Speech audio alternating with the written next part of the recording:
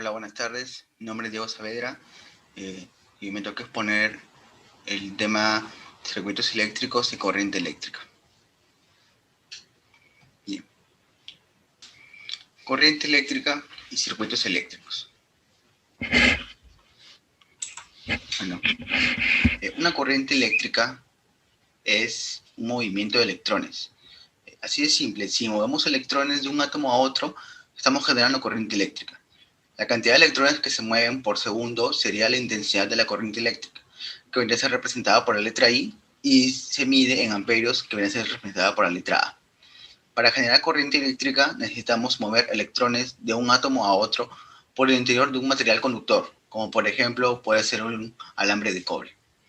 Y un átomo cede un electrón a otro átomo próximo a él, dejando un hueco en el primero y así sucesivamente. Como se puede apreciar en el gráfico, cómo es el avance de los electrones, cómo van dejando los espacios entre los átomos. El sentido de los electrones es de la parte que está cargada negativamente, que quiere decir que le sobran electrones, hacia la parte que está cargada positiva, que a esta le falta electrones. Pero ojo, el sentido de la corriente eléctrica en los circuitos se considera al revés del positivo al negativo. Tenemos varios tipos de corrientes eléctricas. Puede ser corriente continua, alterna, trifásica, monofásica o eléctrica estacionaria. Para la corriente continua se denomina corriente continua o corriente directa al flujo de cargas eléctricas que no cambia de sentido con el tiempo. La corriente eléctrica a través de un material se establece entre dos puntos de distinto potencial. Cuando hay corriente continua, los terminales de mayor y menor potencial no se intercambian entre sí. Es errónea la identificación de la corriente continua con la corriente constante. Ninguna lo es, ni siquiera la suministrada por una batería.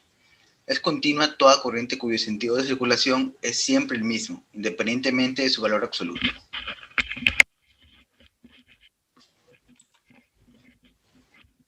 Para la corriente alterna se denomina así a la corriente eléctrica en la que la magnitud y dirección varían cíclicamente. La forma de onda de la corriente alterna más comúnmente utilizada es la de una onda senoidal. Senoidal porque utiliza el diagrama de seno. En el uso coloquial, corriente alterna se refiere a la forma en la cual la electricidad llega a los hogares y a las empresas. La razón del amplio uso de la corriente alterna, que minimiza los problemas de transmisión de potencia, viene determinada por su facilidad de transformación, cualidad de la que carece la corriente continua. La energía eléctrica transmitida viene dada por el producto de la tensión, la intensidad y el tiempo. Dado que la sección de los conductores de las líneas de transporte de energía eléctrica dependen de la intensidad.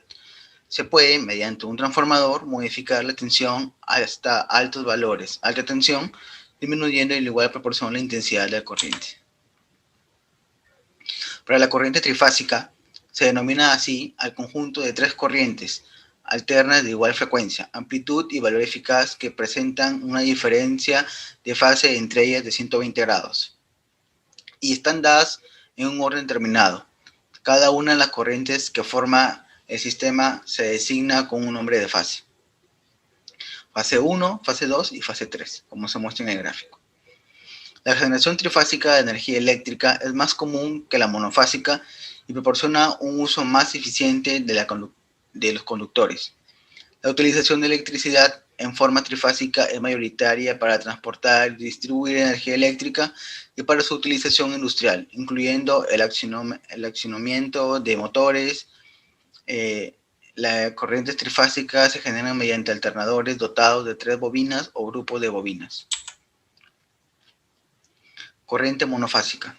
Se denomina así a la que se obtiene de tomar una fase de la corriente trifásica y un cable neutro. En España y en otros países, como en Perú y en la mayoría de Latinoamérica, los valores similares para la generación y transmisión de energía eléctrica de este tipo de corriente facilita una tensión de 230 voltios para Europa y para la mayoría de Latinoamérica 220 voltios, lo que la hace apropiada para que puedan funcionar adecuadamente la mayoría de electrodomésticos y luminarias que hay en una vivienda.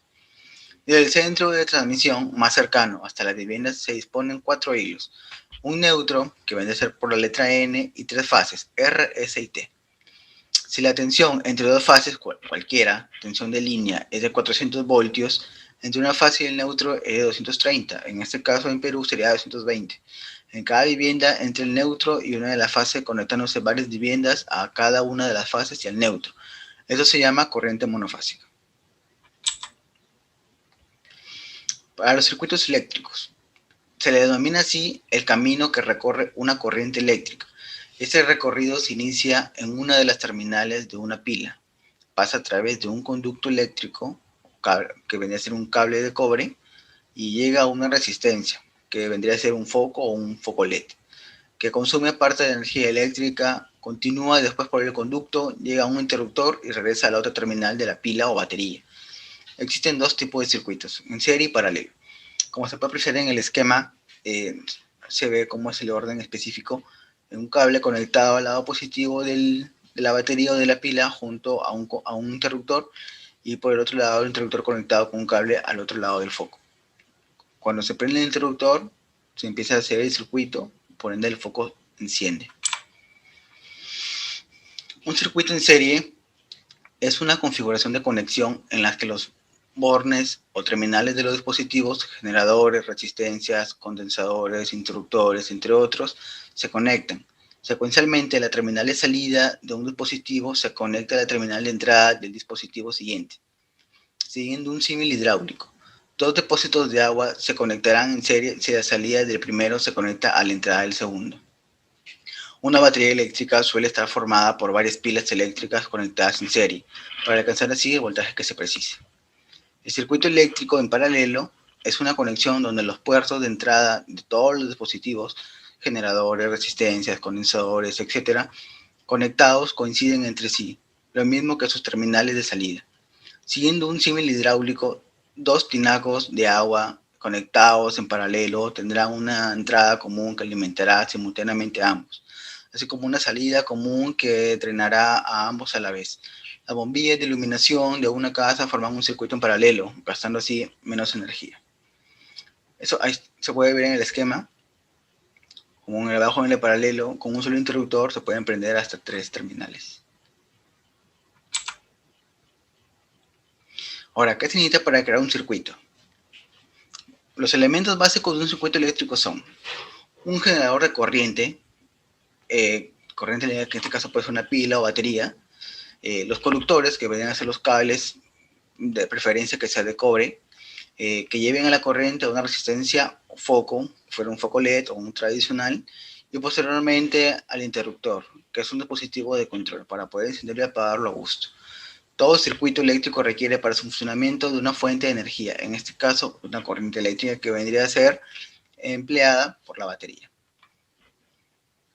Según el esquema del circuito podemos ver cómo los cables van por el lado positivo de la batería, llegan a un punto del foco, continúa, llega al otro punto del foco y retorna hasta el lado negativo de la batería.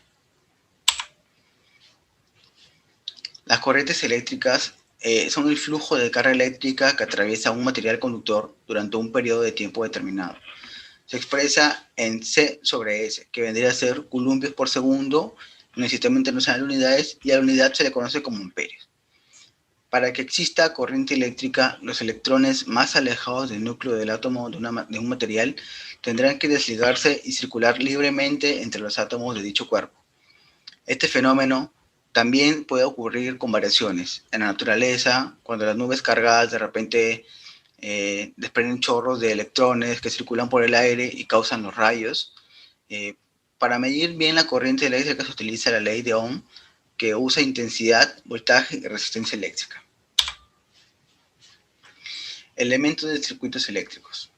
Un circuito eléctrico es el conjunto de elementos eléctricos conectados entre sí que permiten generar, transportar y utilizar la energía eléctrica con la finalidad de transformarla en otro tipo de energía, como por ejemplo energía calorífica, que viene a ser empleada por una estufa, energía lumínica por una bombilla o foco, o energía mecánica, que puede ser producida por un motor.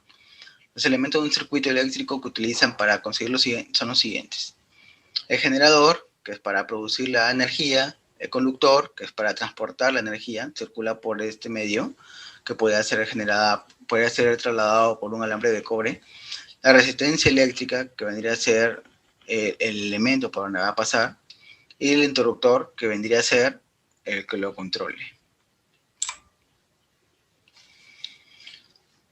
Tenemos varios tipos de corrientes de circuitos eléctricos. Dependiendo de cómo se conecten los receptores, tenemos por corriente que utilizan continua o por corriente alterna trifásica. Para el circuito de un interruptor son aquellos con los que solo se conecta al circuito un solo receptor, una lámpara, un motor, un timbre, etc. En el ejemplo podemos ver cómo solamente hay un circuito con un único propósito, que es encender una lámpara.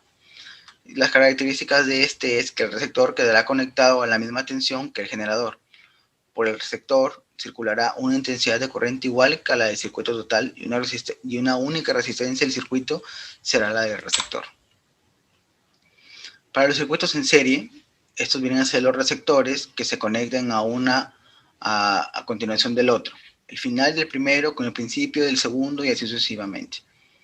Como se puede ver en el ejemplo, se ha conectado B1 seguido del B2 con la finalidad de llegar al punto G.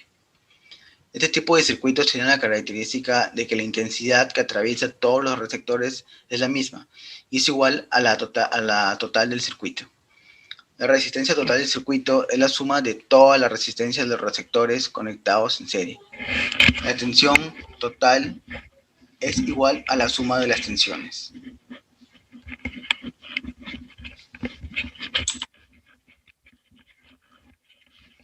Para los circuitos en paralelo, son los circuitos en los que los receptores se conectan unidas todas las entradas de los receptores por un lado y por el otro todas las salidas. Como se puede ver en el esquema, se puede decir que los puntos positivos van a un solo lado y los puntos negativos en otro. Las tensiones, sus características de todos los receptores son iguales a la tensión total del circuito. La suma de cada intensidad que atraviesa cada receptor es la intensidad total del circuito. La intensidad total del circuito se calcula aplicando la siguiente fórmula.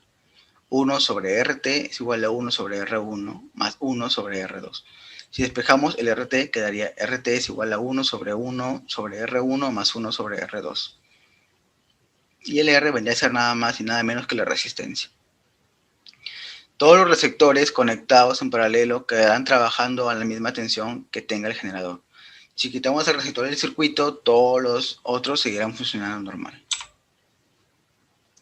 Para los circuitos mixtos o serie paralelo, son aquellos circuitos eléctricos que combinan serie y paralelo. Lógicamente, estos circuitos tendrán más de 2 receptores, ya que si tuvieran solo 2, estarían en serie o en paralelo.